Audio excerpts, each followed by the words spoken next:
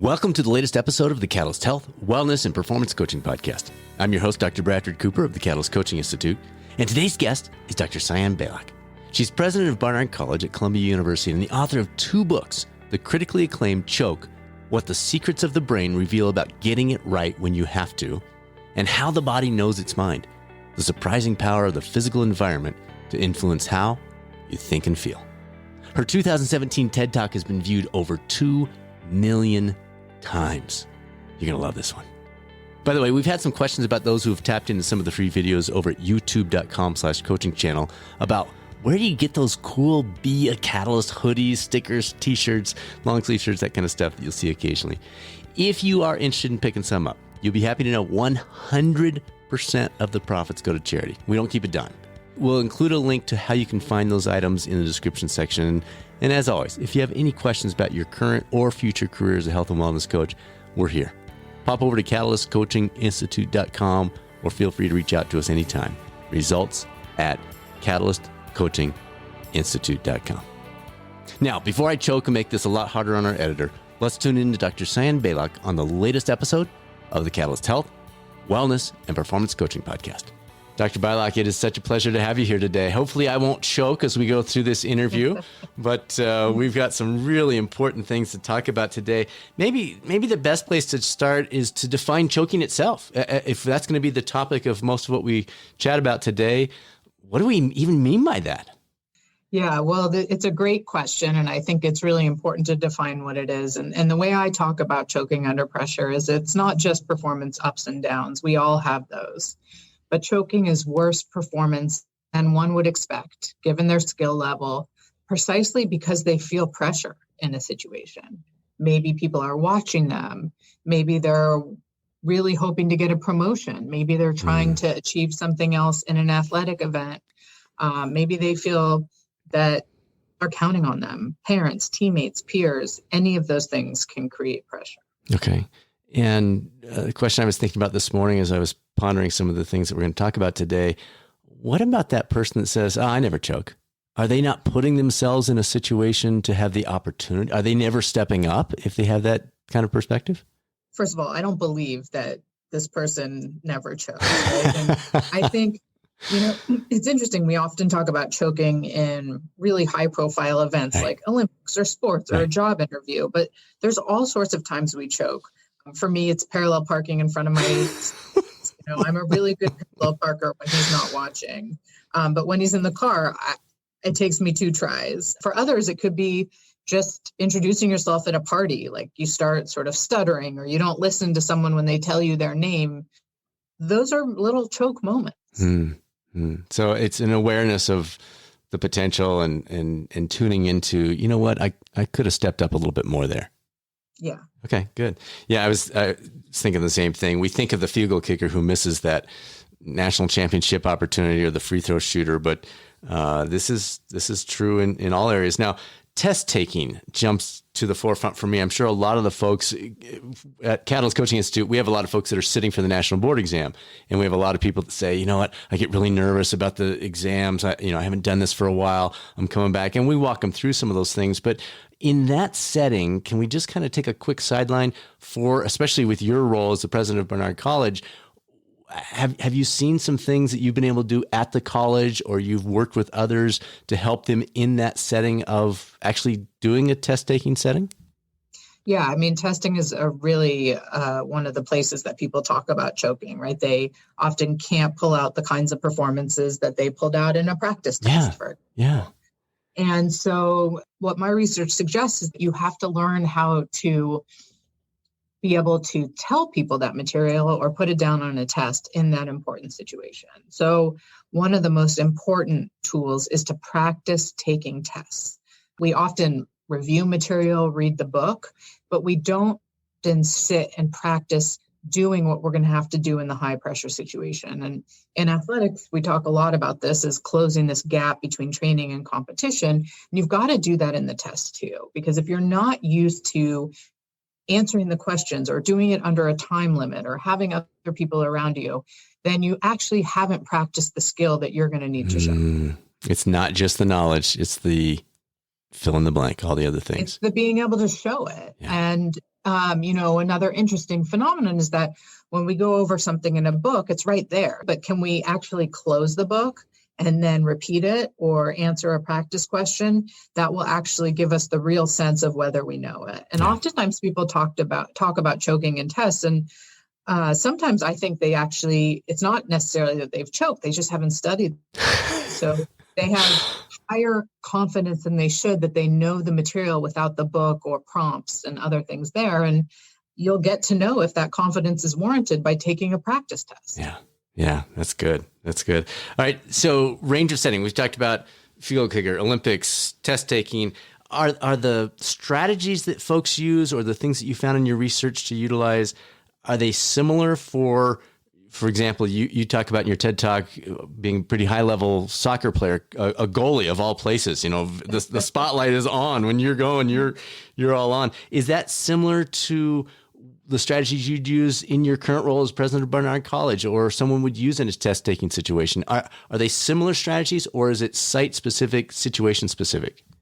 Yeah. So in my book, Choke, I talk a lot about different areas of performance, whether it's leading a big organization or athletics or testing or public speaking. And the reality is that our brain doesn't differentiate between whether we hold a golf club in our hands or a pencil. We choke in very similar ways. And there's a whole toolbox of techniques that need to be used or that can be used, and those can be used across different situations. It really depends specifically on what you're doing, and it's about figuring out what works well for you. I talked about practicing a little bit, closing that gap between training and competition. That's certainly something to use in athletics, right? So if you're going to have to perform and you're inviting your friends and family to that big day and you've never had them watch you at practice, you might want to think twice about that, because even though they're there to support you, they can be biggest fans. It also creates expectations for success. So maybe you want to get used to some of that in a practice situation. And if you can't have your family there in practice, do something to increase the pressure. Videotape yourself or, set some goals for yourself about what happens if you don't meet them. Anything that mimics what's going to happen in the real do or die situation. So it's upping the game. It's changing the penalty for mistakes before the real penalty kicks in. Yeah. And you then start to learn and you can practice all the different techniques that I talk about in my book, Choke, and that we know from research actually work. So just as an example, when we have, a beating heart and sweaty palms before a big event, if it's a pressure situation, we often tend to interpret that as a sign we're about to fail, right? Oh no, I'm really nervous. But it turns out that physiological response is also the same response we get when we're happy and excited. Like if you were surprised at a surprise party or, if something great happened. And it also turns out that if you can reinterpret that physiological response, if you can remind yourself that beating heart and sweaty palms is not a sign you're going to fail, but instead a sign you're ready to go. And in fact, if you didn't have those, you wouldn't be up and as motivated. And that beating heart is pumping blood to your brain so you can focus and think in the right way. Just reinterpreting those reactions, you can get good at that in a practice situation. Okay. And a person who's good at that in setting A, does it translate or do you need to, for example, I couldn't play soccer to save my life. So, but I'm pretty good as a triathlete. So if I take the things that I've used as a triathlete and try to use them on the soccer field, does that work, or is self-efficacy such a major piece that you're almost starting over when you go to a new setting? No, I certainly think some of the tools to deal with pressure are transferable, but of course you have to know how to play soccer. I mean, if you're just sure. And then you talk about that with the skill of knowing the knowledge for the test. You got to know it. It doesn't matter what you do with the. Yeah, but learning how to reinterpret your bodily reactions certainly can play out in different situations, and understanding that you're sort of this beating heart, the sweaty palms, everything that happens in these highly arousing situations are not bad. Mm-hmm. So self-talk, big part of this process? Definitely. And I always talk about the fact that we tend to be really harsh on our self-talk. Something that I think is especially true with women, and I lead Barnard College, which is the premier educational institution for developing women leaders. And we tend to be pretty harsh. We are perfectionists. I mean, this is true for everyone. It especially tends to be true for high achieving women. And some of the stuff we say to ourselves, we would never say to a friend. And I think just understanding that realization that you really can beat yourself up. And if you were trying to help a friend, you'd never say some of the stuff you say to yourself. So why not have that most important conversation, that one with yourself? Why not talk to yourself like you talk to a friend? With a friend, you can tape the conversation. Are there strategies you can use or things that you've encouraged people to use to catch yourself? Because I agree. I think women, absolutely. Men are terrible as well. We're just hard on ourselves. I would never say the things to our kids or to a friend or to my wife that I say to myself ever.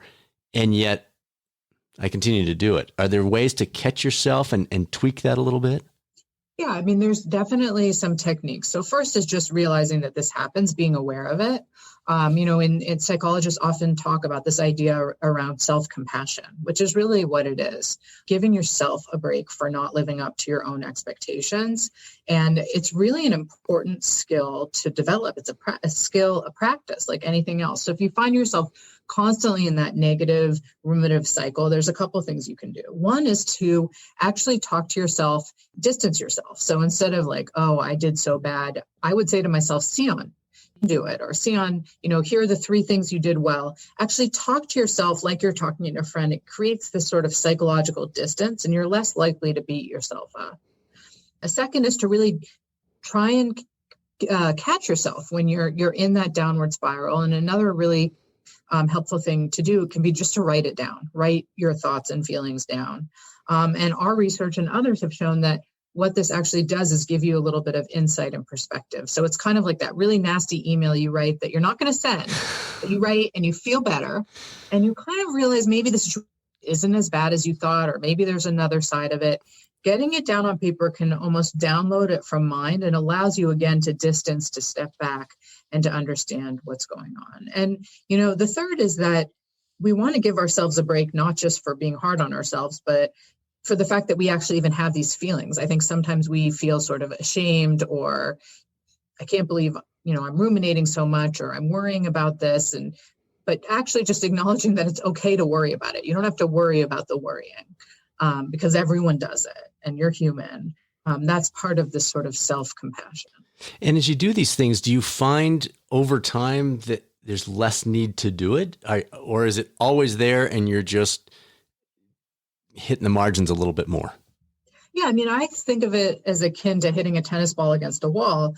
At some point, you don't have to think about it as much, right? It becomes more automatic. And the idea is actually to turn some of these self-compassion techniques into habits, right? Where you are on this downward spiral and you're ruminating and you can catch yourself.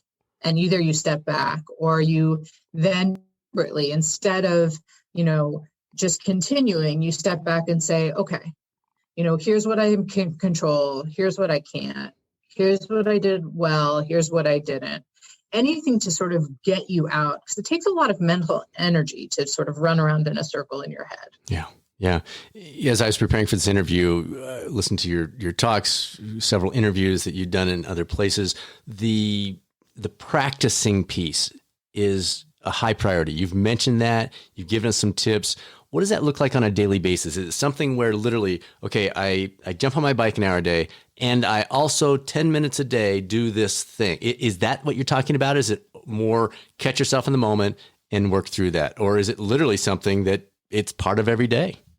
You can make it part of every day. I think it's not one or the other. So for example, you might journal every day, right? So get your thoughts down on paper. It's a way to sort of catch yourself if you're having negative thoughts. If you had a bad performance at a last competition, you might spend 5 or 10 minutes a day reinterpreting that performance, right? Not thinking about how you let down yourself or your team or you're so disappointed, which is something you're probably doing automatically. You don't even have to practice it. But what did you do well? Or, what are you going to change for the next time?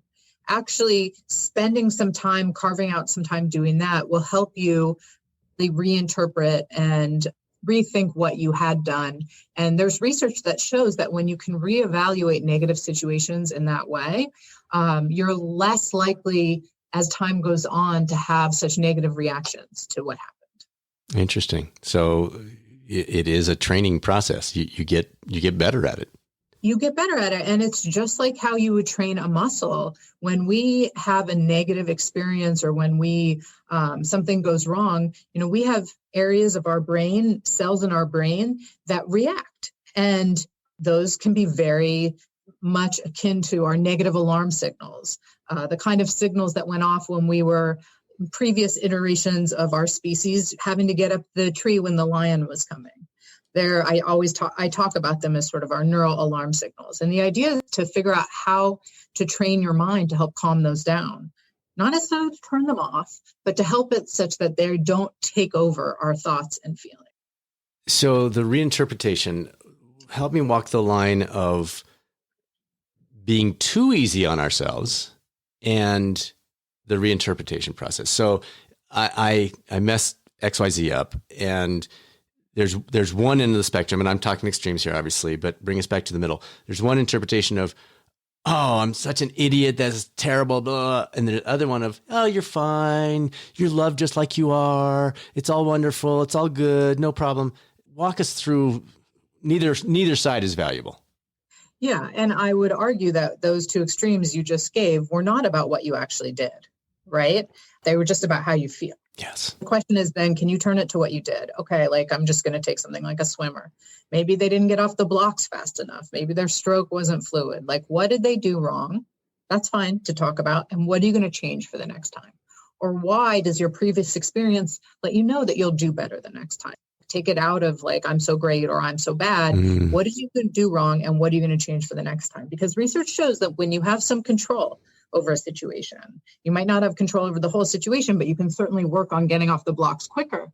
Then you actually are less likely to worry. Those neural alarm signals are less likely to go off, and you have more ability to focus on what you want to focus on. Yeah, good. So making it a little more objective.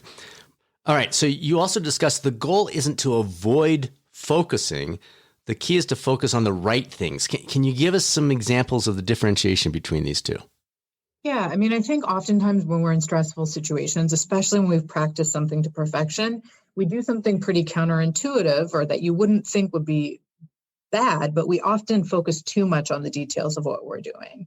And we actually mess ourselves up. In the athletic world, I talk about this in terms of, we start thinking on the back nine about exactly what our wrist is doing as we're hitting the ball. And we don't usually think about our wrist. And it actually disrupts a fluid performance, but this can happen anywhere. We've all done this where we raise our hand to ask a question or to make a comment when other people are watching us, and we start thinking about every word coming out of our mouth. And because we are pretty well versed in speaking, starting to think about every word that comes out of your mouth actually disrupts your ability to. So the key is to focus on aspects of what you're doing that are going to help rather than unpack something that's already automatic. So I talk a lot about keywords. Maybe you have a mantra. I do a lot of work in golf. So a swing thought, a couple things that you're going to focus on. And this is true in all sorts of situations. When you're sitting for a test, maybe you've figured out that your problem is that you dwell on an answer. It's a time test. And instead of moving on, so maybe your mantra is move on, right? Anything that sort of helps you get out of focusing too much on the details to get where you need to go. If you're giving a pitch to a client or you're giving a talk, what are the 3 things that you want to get across? Nothing else really matters. That's your mantra, right? That's what you're going to focus on every time you go back to those worries. The unconscious competence is kind of that path. It reminds me of the book. This had to be in the 70s, The Inner Game of Tennis, where they could actually throw. He would say, well, I'll say to my opponent if they're playing really well, I'll be like, it just seems like you're doing something different today. Are you giving more topspin? And it's really, and he said that would throw them off because now they become conscious about what they're doing well. And you're saying we can reverse that by being less focused on the details and more focused on the broader mantra or keywords or reminders. Yeah, my father gave me, I think it was Galloway, right? Is that who wrote that book? I think it was, yes. He gave me inner tennis when I was a teenager. And it had a profound effect on me as an athlete. And it's definitely my research, a lot of it, in especially the early days, was designed to really show the neuroscience behind those tenets. And yeah, I always say, if you want to mess someone up, ask what they were doing with their elbow. Oh, I love it. All right. You talk in your second book, How the Body Knows Its Mind, discusses how the body's movements affect our thoughts and decisions. It's so fascinating. Can you walk us through some of the core elements of that phenomenon?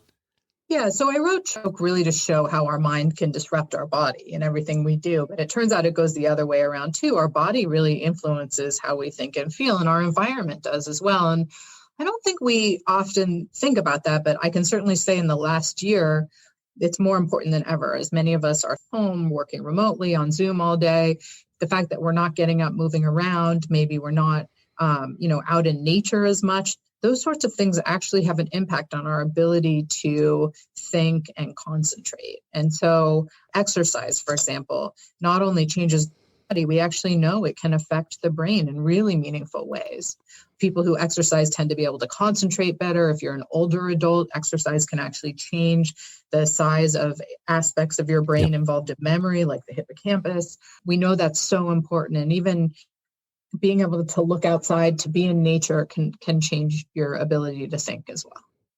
And the things that you can't control. So you brought up a good example. Folks are teaching their kids at home, or at least they're overseeing their remote training from home.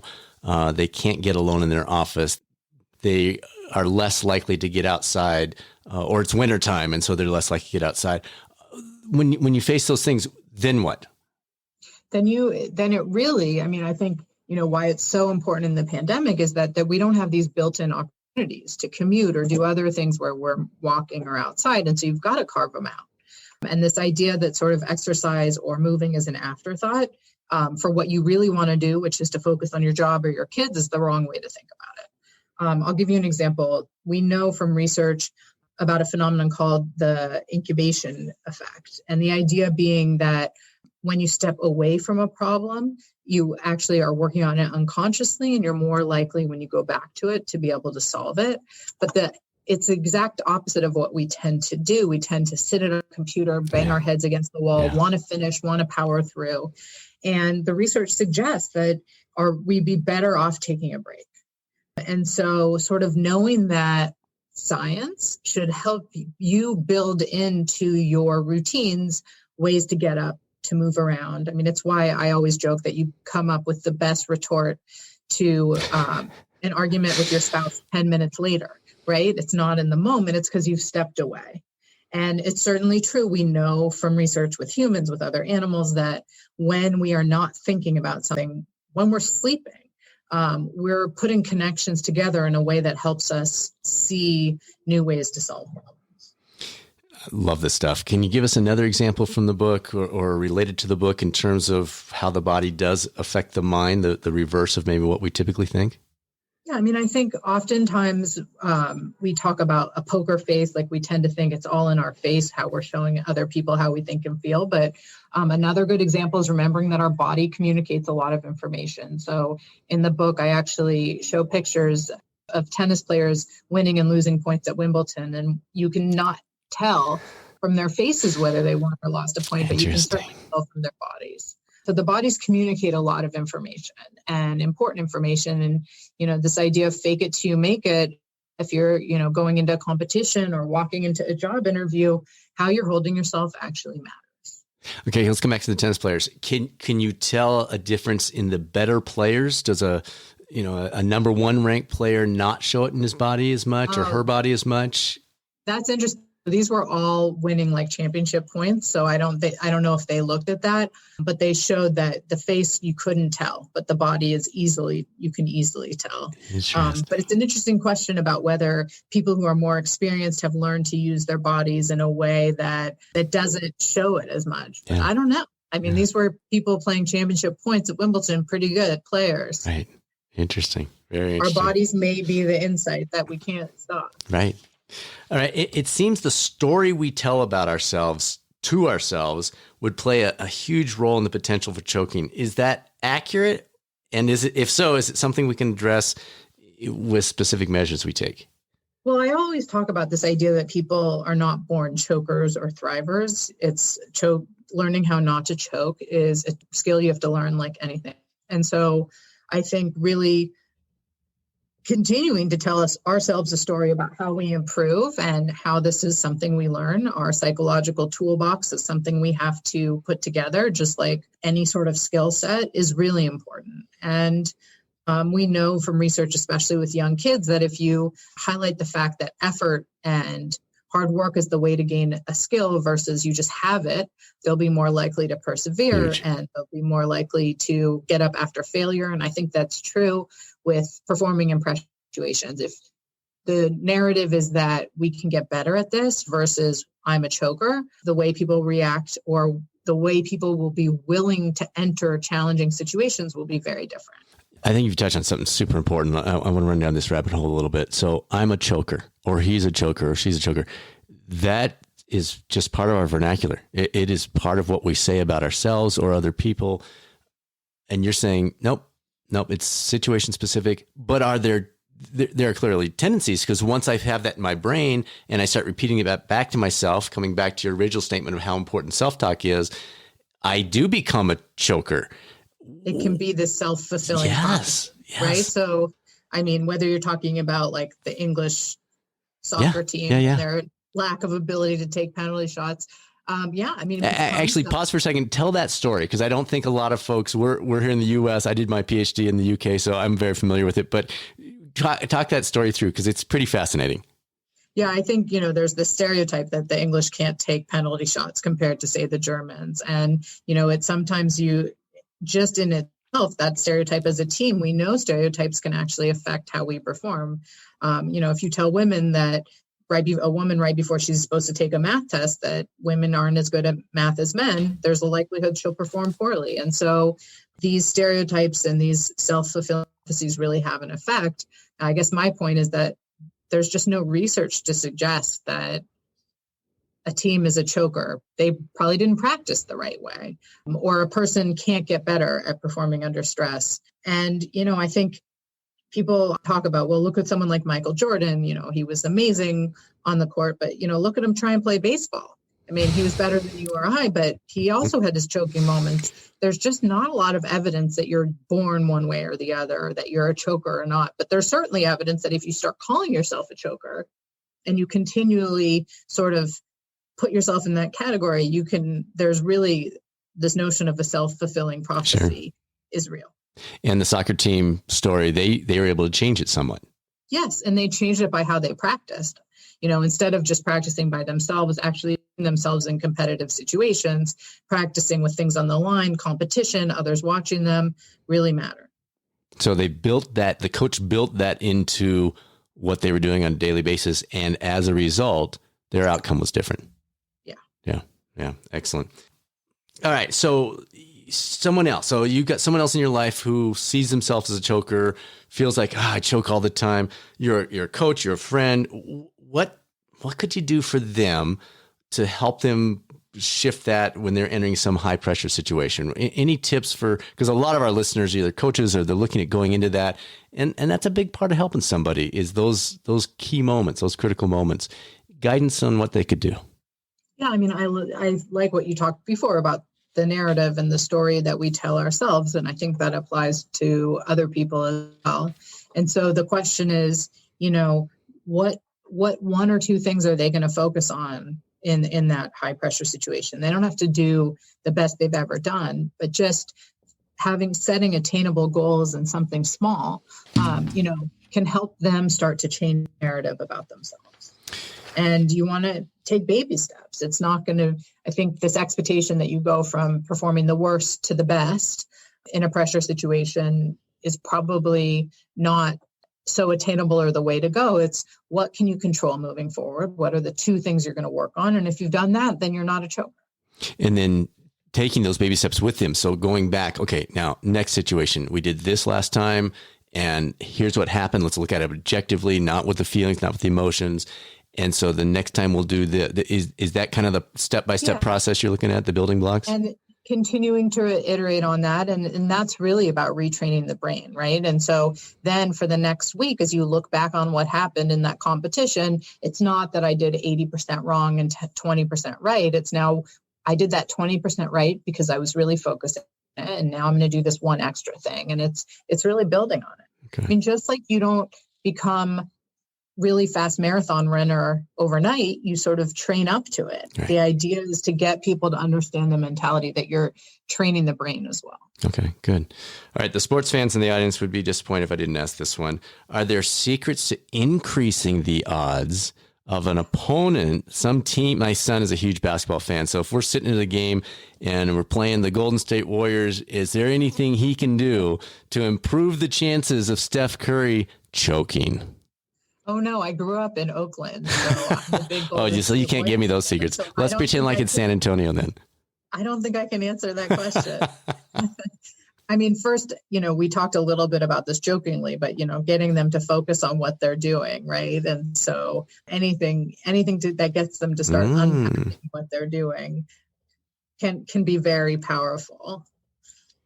So the waving the flags and the signs behind the free throw line, not having a big impact, but maybe saying your left foot's too far forward. Exactly. Or pause for a second.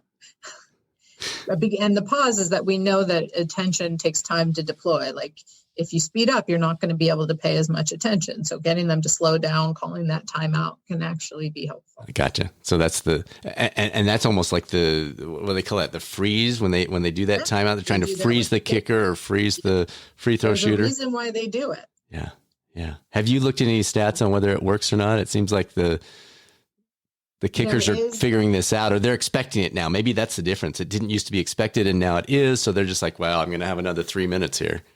There is some research that's been done showing that it's not for the most difficult kicks, but for sort of the kicks in the mid-range, that the icing the kicker actually does make it less likely that they'll miss. Interesting. So let's look at this perspective-wise. How different is choking in the big moment, those big stage situations, compared to some personal goal like exercising or eating healthier? Or I'll make it simple. You wake up in the morning, you're going to go work out, and you choke. You stay in bed.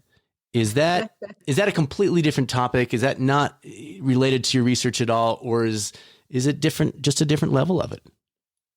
Yeah, I mean, I don't know if I would call that a choke per se, but it's certainly, not doing what you intended to do. And so, I guess in a way you could call it.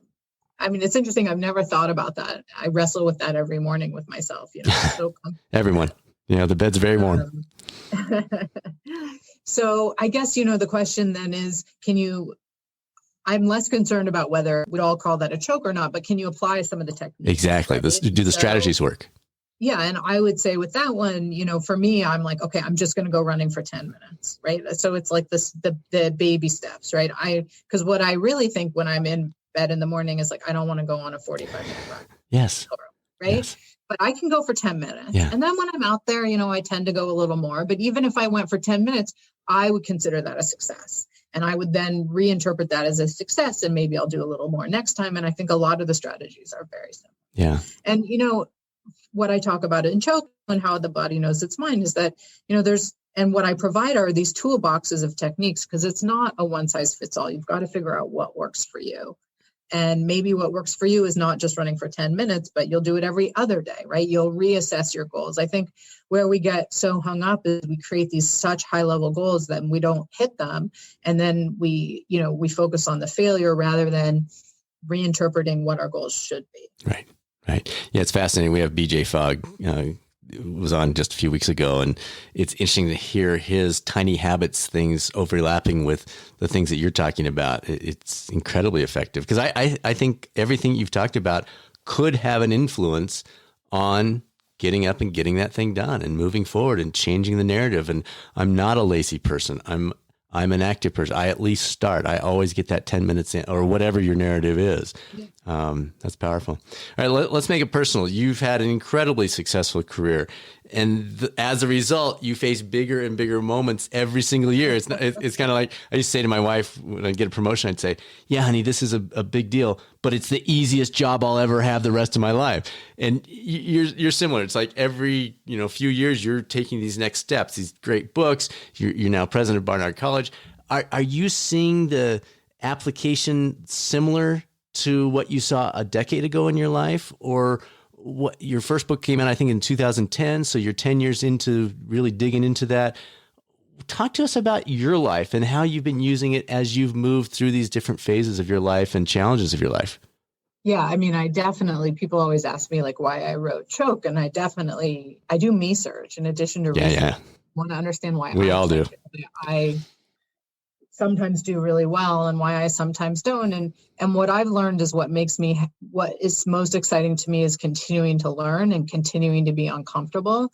And so, it was much easier to be uncomfortable early on, I think, when everything was new. And then you get good at something or you get more comfortable. And I'm always kind of searching out for the uncomfortable situations because that's where I get the most enjoyment or bang, I guess, for my buck. But I feel you have to search them out, right, if you're going to grow. And so doing something you wouldn't normally do, sticking your neck out there, taking a new direction, taking a leap in a way that you hadn't expected. And where I find myself, even in this last year with the pandemic and running an institution of higher education, I think, my proudest moment of the last year is that I've become more comfortable with not knowing everything and not having a playbook and being uncomfortable and living in that uncertainty and knowing that I'll be able to react in the moment. And, I hope I can continue that. Now, you brought up a good point. Your level of risk goes up at each one. When you're 18 and you're like, I'm going to put myself in an uncomfortable situation, that's very different than you now. You have a lot of eyes on you. You've got a lot of pressure on you that you didn't have at 18 or 25. Does that change the perspective or the strategy? I mean, I'd like to think I've learned along the way, but I'm responsible for 3,000 young women now and an entire institution. And college presidents are CEOs in the most complex organizations I think you can have. What I've learned also is that you don't have to know all the answers. You just have to have really good people around you who feel comfortable voicing opinions that are contrary to your own. Yeah. One of the biggest things I do as a leader of higher education now is create teams of people who push back, because I think it's so important for the best decisions to be made that you have a freedom in your senior team or your leadership team to have those really difficult conversations and arguments. I think the worst thing for me would be a team of people that just agreed with whatever I said. And my most fantastic times are when I get to help propel other people's good ideas that I didn't even have. Like, that's the most exciting thing to me. That's beautiful. That's beautiful. Got one more question, but before we do, what's the best way for folks to keep up with you, follow you? I know you're on Twitter. What learn more about the college? Give us the whole rundown here. Yeah. So you can look at, I'm on Twitter as Sian Beilock and on Instagram as Pres Beilock. And you can go to my webpage, which is sianbeilock.com. See my TED Talk, and it's a good one. I'm out there writing a lot. Yeah. So, yeah. Very nice.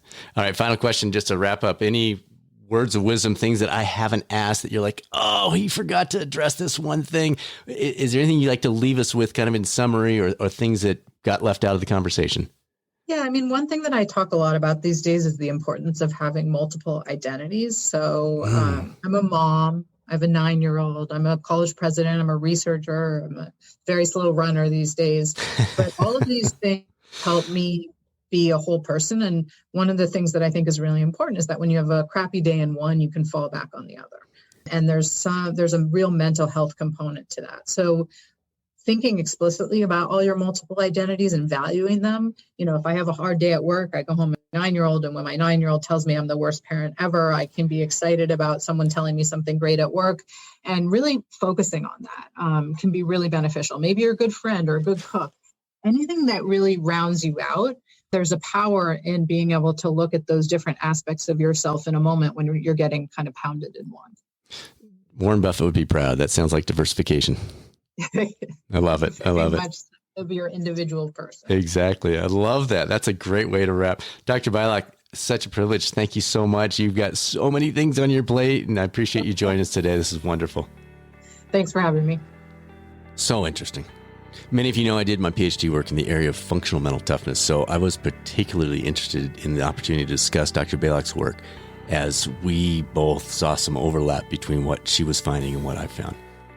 Thanks to you for tuning in to the #1 podcast for health and wellness coaching. Next week's guest is one of our hidden gems. I'm not going to give it away, but if you've been trying to create or break a habit in your life, you do not want to miss this next episode. If you're a health and wellness coach or thinking about heading that way in your career, we'd love to have you join us over at the Health and Wellness Coaching Forum group on Facebook.